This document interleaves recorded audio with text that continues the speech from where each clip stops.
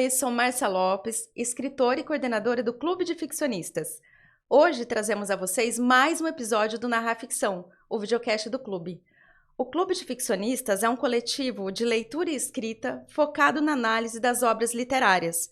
Nosso objetivo é aprimorar as nossas próprias ferramentas de escrita e, para isso, estudamos os aspectos formais dos mais variados tipos de narrativas, romances, novelas e contos. O Narrar Ficção é um projeto paralelo do clube. Seu título faz menção à obra do nosso padrinho, Luiz Antônio de Assis Brasil, A Escrever Ficção. Aqui buscamos aprofundar o debate e, para isso, convidamos outras escritoras e escritores para dar a sua visão particular de algum livro que debatemos no clube. Já temos alguns episódios nesse canal, convidamos todas e todos a assisti-los. Nossa convidada hoje é Paula Feby, citada pela Isto É e Folha de São Paulo como uma das responsáveis pela renovação da literatura insólita nacional. Paula é hoje uma das principais autoras contemporâneas de horror do país.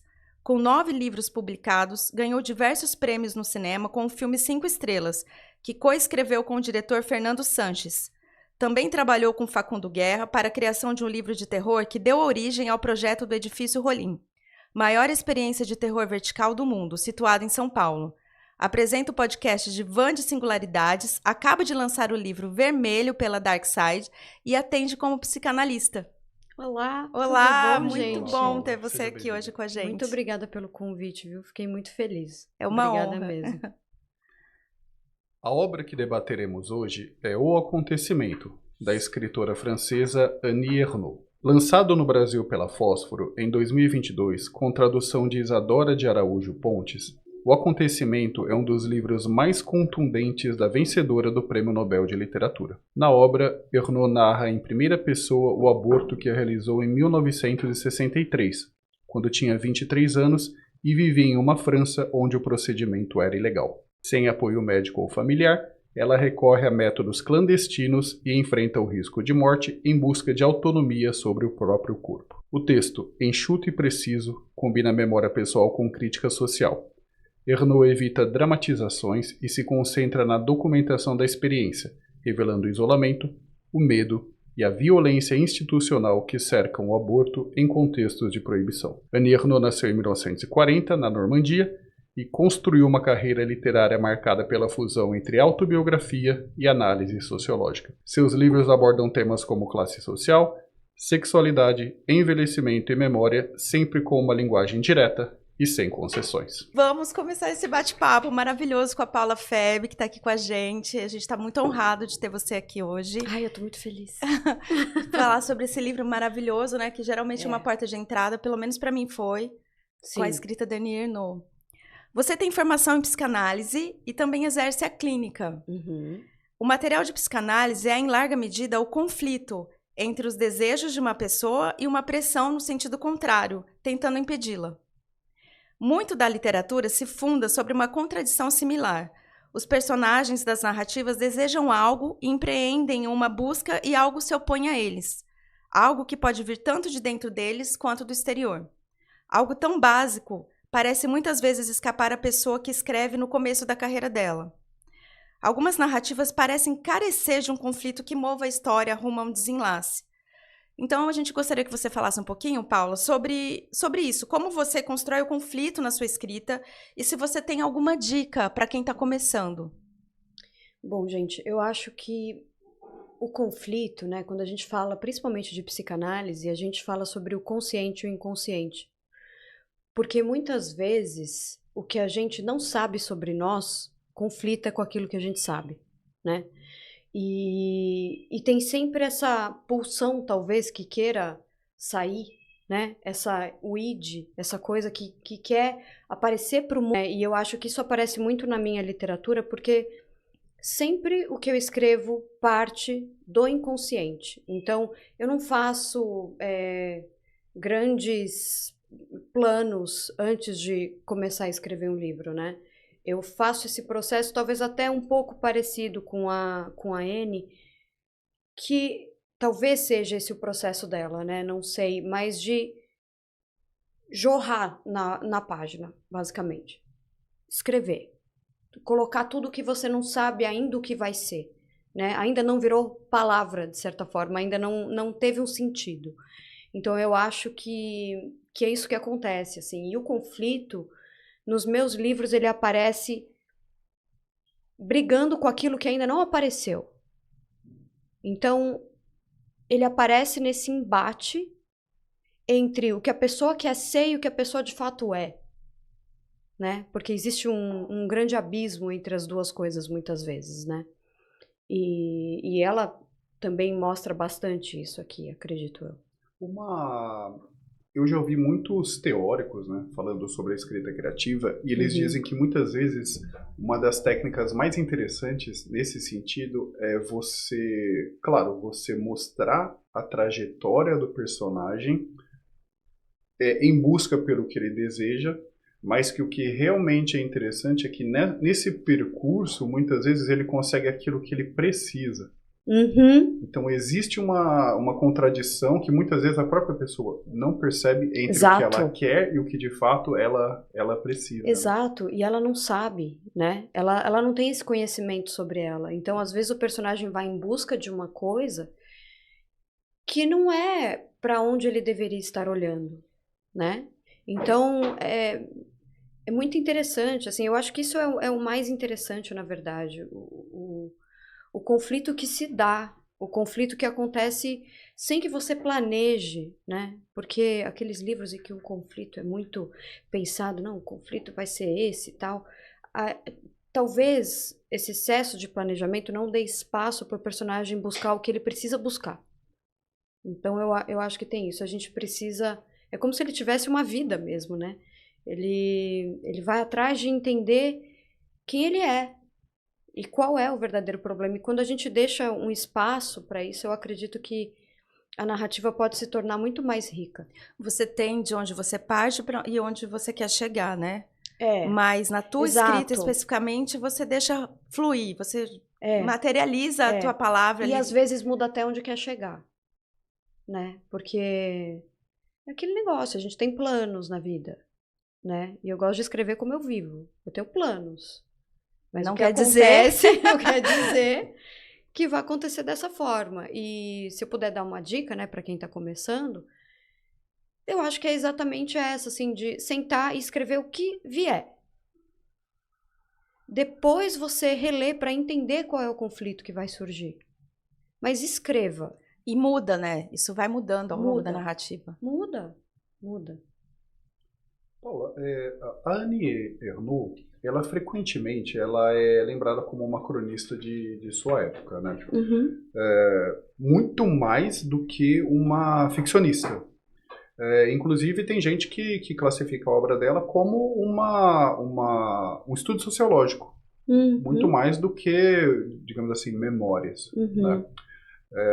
E apesar disso, ela é um grande sucesso de público, né? E o que não é exatamente comum entre a escrita de não ficção, né? A que você atribui esse sucesso dela? Você acredita que existe na técnica dela alguma coisa que desperta a atenção das pessoas? Ou você acha que existe uma atração mais pelos temas dela, que são as relações familiares, né, afetivas, sociais, que de alguma maneira todos nós estamos inseridos, né? Não somos franceses, né? Não nascemos na época dela, eu pelo menos não sou mulher como ela, mas assim, os temas parecem ser temas comuns a todos nós também. Onde você acha que está essa atração pela escrita dela?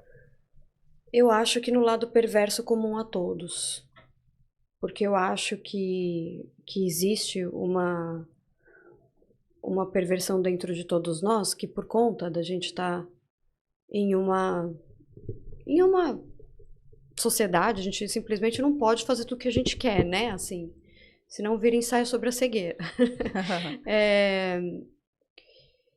E eu acho que ela fala com tanto horror, ao mesmo tempo com tanta naturalidade, das questões mais absurdas da vida dela, que todo mundo se vê ali, todo mundo se vê nisso. E talvez seja aquele momento em que você se pergunta, eu sou uma pessoa ou sou um monstro? né? E todos nós temos esses momentos, e esses momentos, eles são talvez os momentos mais íntimos que nós temos, porque a gente esconde esses momentos até das pessoas mais íntimas da nossa vida. Às vezes até da gente mesmo, Até né? da gente mesmo. Ô, Paula, familiariza a gente com o conceito de perversão na psicanálise, que ele tem uma definição bastante específica, né? Então, é que assim, a perversão aqui, nesse caso, eu não estou falando como estrutura, né? Porque a gente tem neurose, psicose e perversão, então seriam essas as divisões, né, da pessoa. E o perverso, talvez ele seja mais próximo, assim, né, à constituição do que a gente chama na psicologia do que seria o psicopata, vai. A pessoa se relaciona de uma maneira um pouco afastada com os acontecimentos, né? Assim, ela não se afeta tanto Pouco empática, pelas coisas. vamos colocar assim. A gente pode colocar. E só que essa perversão que eu digo é a perversão que a Elisabeth Roudinesco, que é uma psicanalista também francesa, ela fala na teoria dela sobre a perversão, né? Que todos nós teríamos esse lado, que a gente gosta de até ver algumas coisas mais pesadas e tudo mais. E a vida faz com que a convivência com o outro faz com que a gente afaste isso, né? Então, nossa, não é aceito, eu não posso mostrar que eu gosto dessas coisas. Então, ler terror, consumir coisas mais pesadas, assim, seja filme, série, isso faria com que você vivesse esse lado mais perverso em um lugar seguro. Então, é uma forma de acessar isso, né? E, gente, em vários momentos aqui eu me senti lendo um livro de terror. Porque é muito brutal. A narrativa é muito brutal do que acontece. E é um body horror, sabe? Sim. Assim, o que acontece no corpo, a transformação do corpo e o feto como intruso.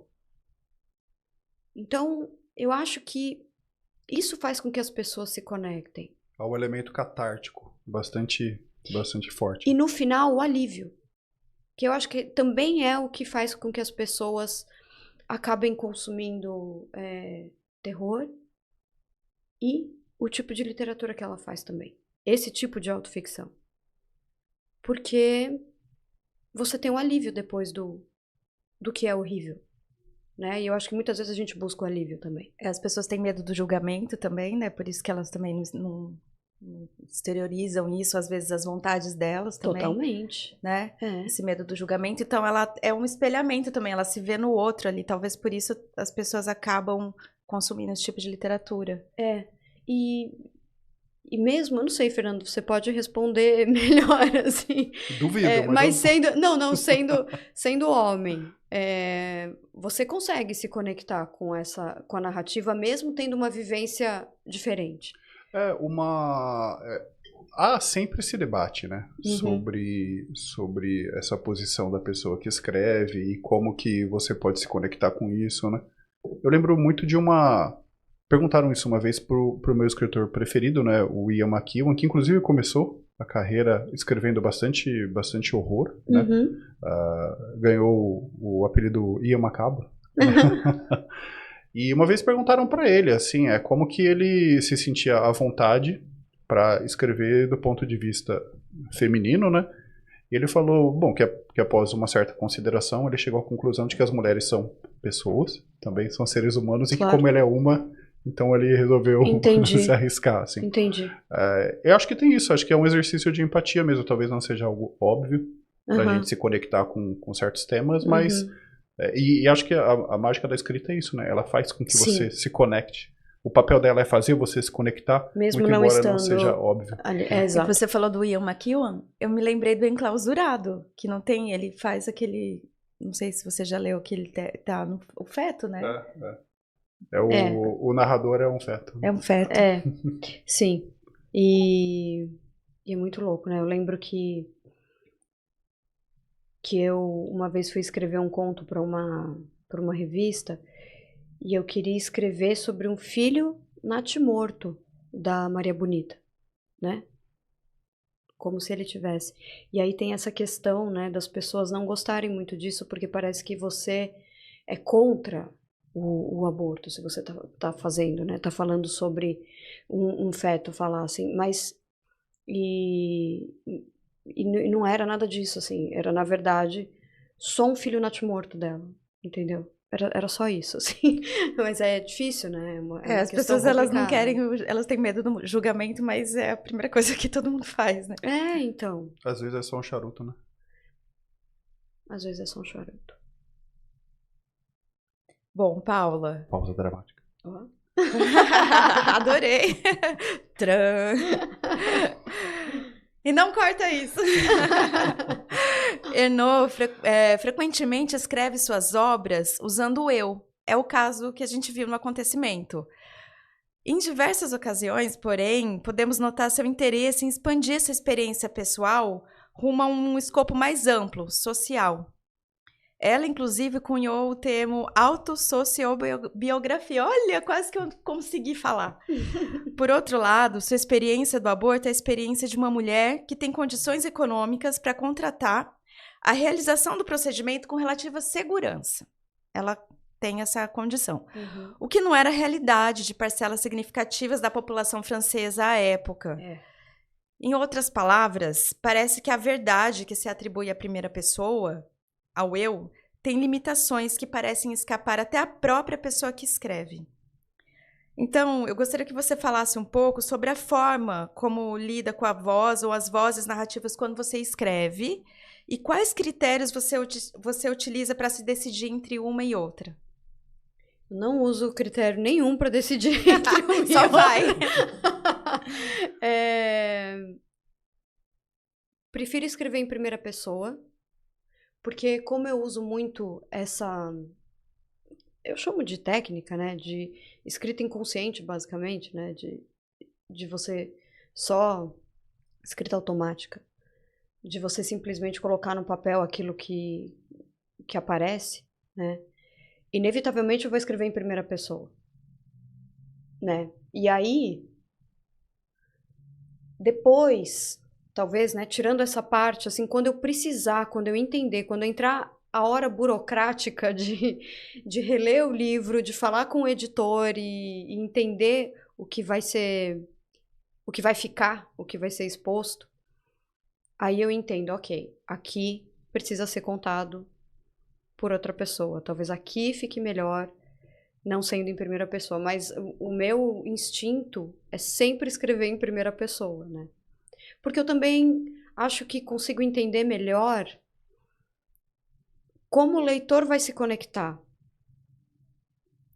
Muitos livros que são em primeira pessoa, para mim, eles me conectam muito. E os que não são, às vezes, não tanto. E eu acho que o que eu mais busco no que eu escrevo é conexão com o leitor. Porque se eu trago algo violento, não tem como a pessoa não se conectar. Se ela não se conectar, ela fecha o livro e fala, não quero ler isso. Fica muito distante, né? É. Tem essa questão da subjetividade também da primeira pessoa, que você, né, que é bem Exato. importante. É.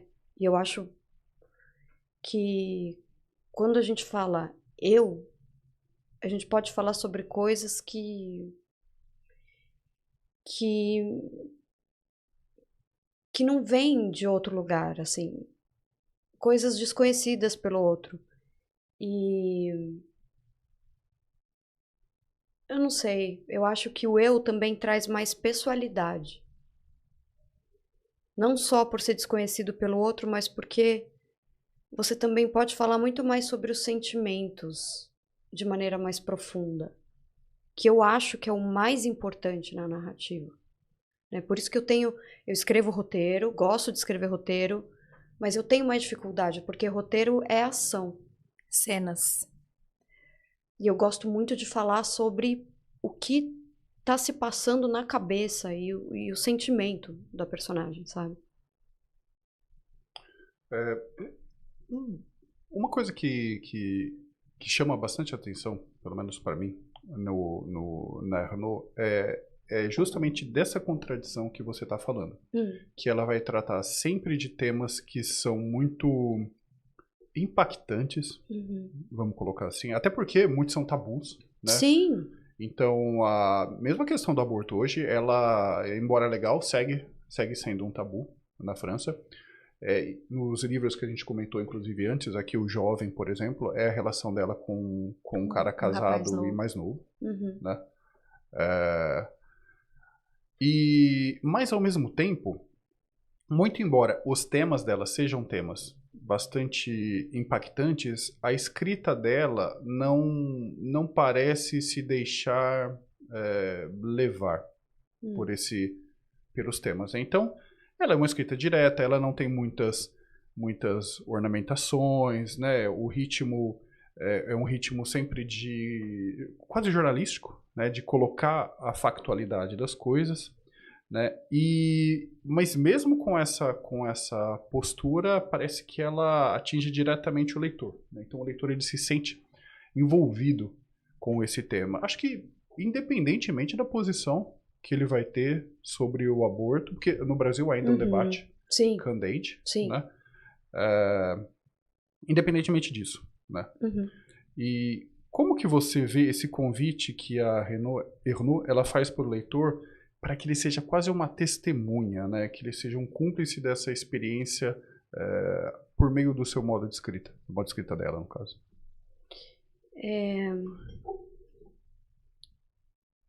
Tem algo muito bonito, assim,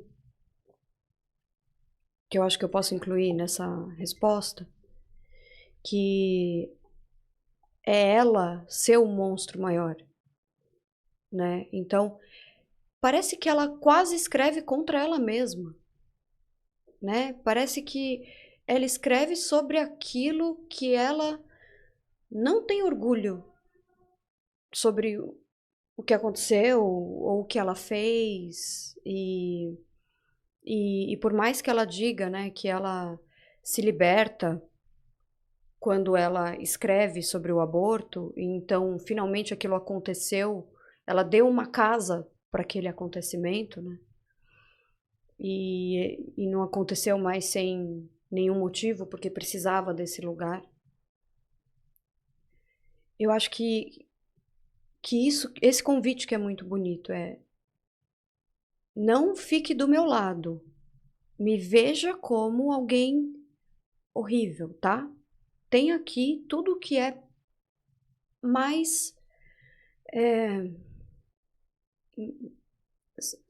tem aqui tudo aquilo que eu tenho menos orgulho em mim. Então venha, leia, sente do meu lado e sinta o que existe de pior em mim. E a gente precisa de muita coragem para isso.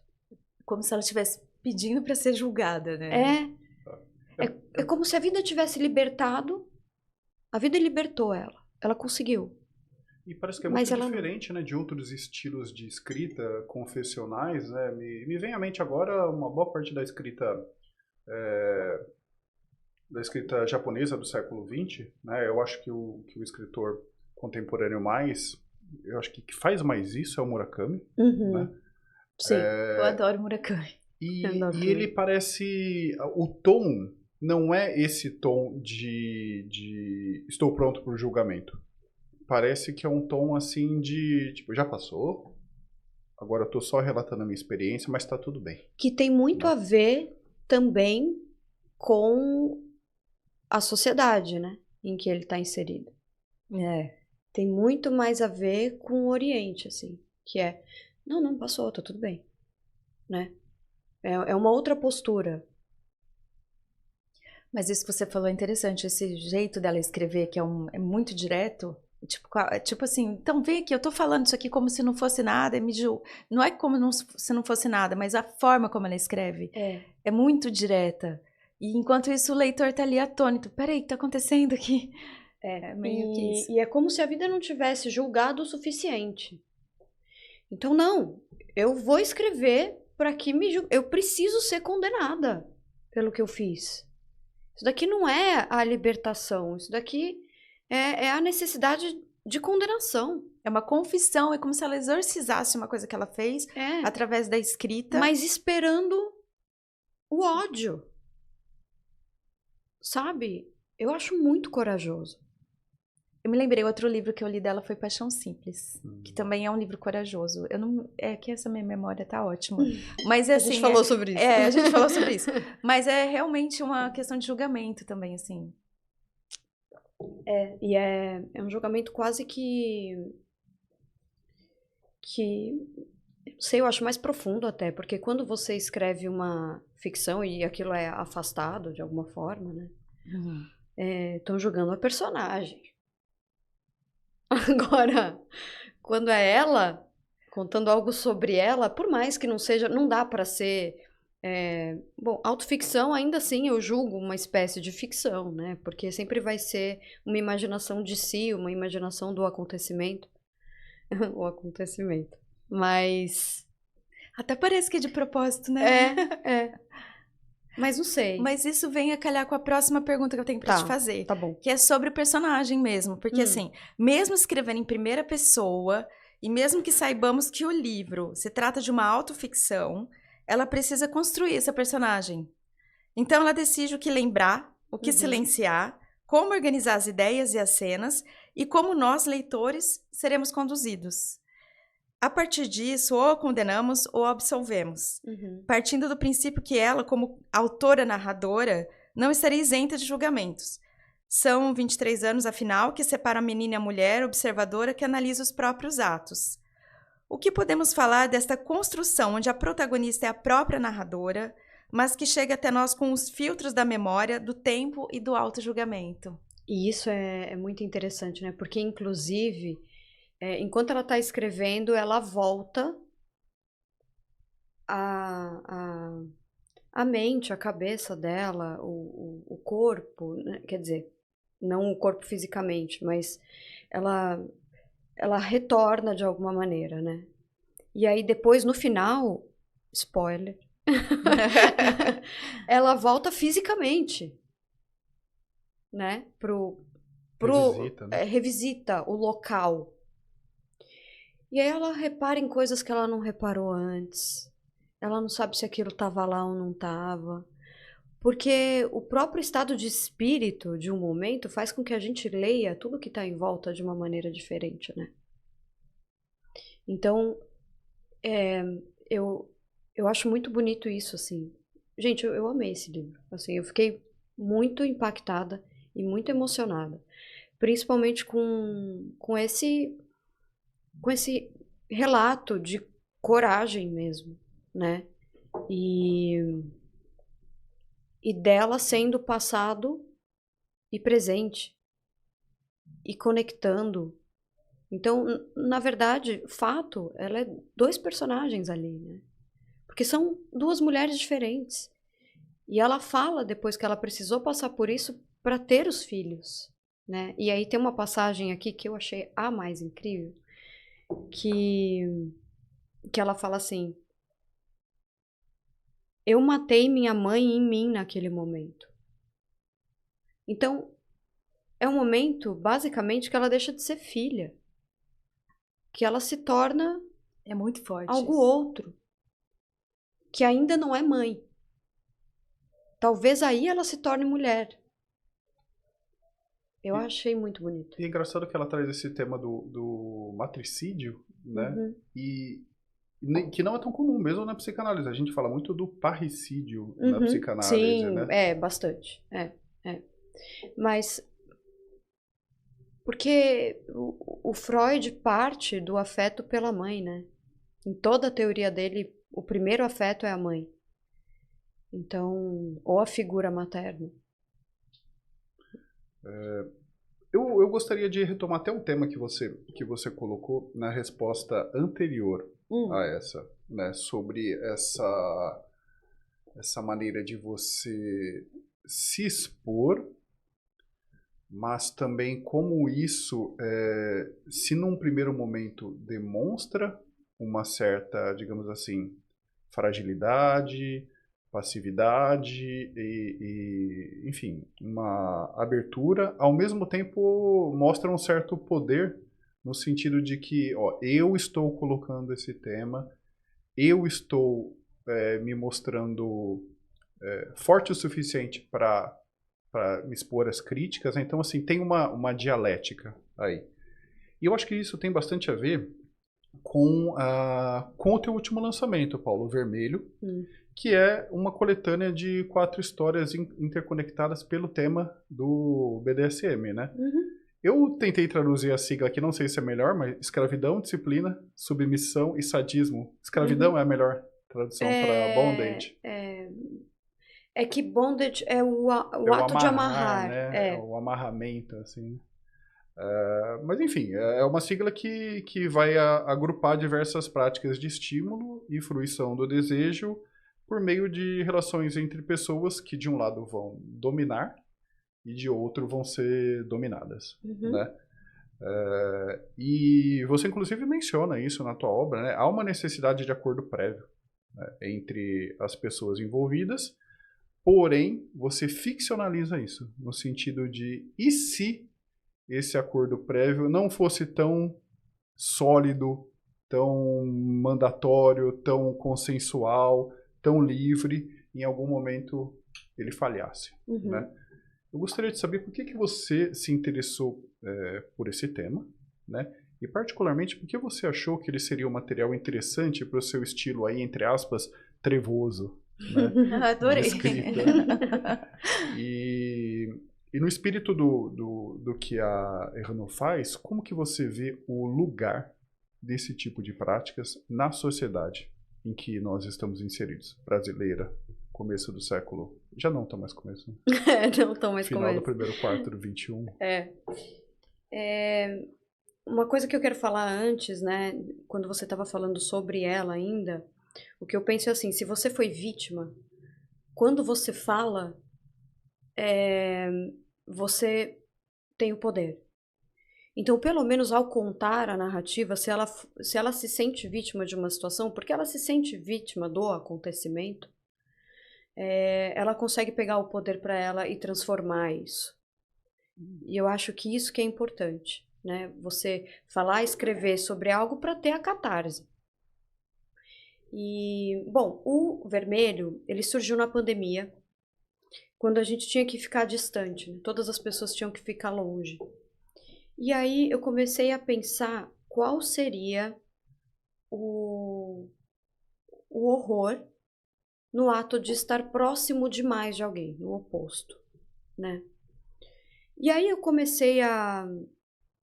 eu vi alguma coisa de Shibari, acho que no Instagram, alguma coisa assim. E eu achei bonito, e eu falei, nossa, o que é isso, né? E aí eu fui pesquisar, e aí, rabbit hole, né? Você entra, você começa a ver várias coisas. Eu falei, caramba, cara. E eu comecei a pensar no que seria esse ato de confiança dando errado. Porque, na verdade, o terror é isso, né? O terror é você ter aquilo que você tem como afeto e certeza distorcido. Então, eu achei que seria... Eu não sou praticante, mas eu entrevistei muitas pessoas. Eu passei 2020 entrevistando bastante gente. Isso também fez com que surgisse um documentário sobre o assunto. Ele ainda não saiu, não sei quando vai, mas assim, aí eu e a equipe filmamos no final de 2020 ainda, pandemia, tudo aquilo. E eu escrevi o texto, que ele é dividido em 4 partes, né, que seria BDSM, cada um sendo correspondente a uma das letras, e pensando nessa questão do que eles chamam de são segura e consensual. Todas as práticas só podem acontecer se tiverem dentro desse acordo, né, e se as pessoas estiverem sãs, se for seguro e se for consensual. Mas, ao mesmo tempo, o que aconteceria se desse errado? Se não fosse assim? Então, o que acontece, às vezes, é que eu acho que o que é permitido em um ambiente não é permitido se você colocar isso em larga escala. Então, lá existe um acordo de consensualidade que práticas mais Perigoso. perigosas podem acontecer entre um casal, por exemplo. Se você tirar aquilo daquele ambiente, as pessoas vão falar, não, mas pera, isso é abuso. Então, eu queria mostrar essa dualidade também, né? Entre o que num ambiente pode e em outro ambiente não. Então, eu achei muito rica essa ideia de, no extremo, o quanto você de fato pode ou não confiar em alguém. Porque, gente, você precisa confiar muito.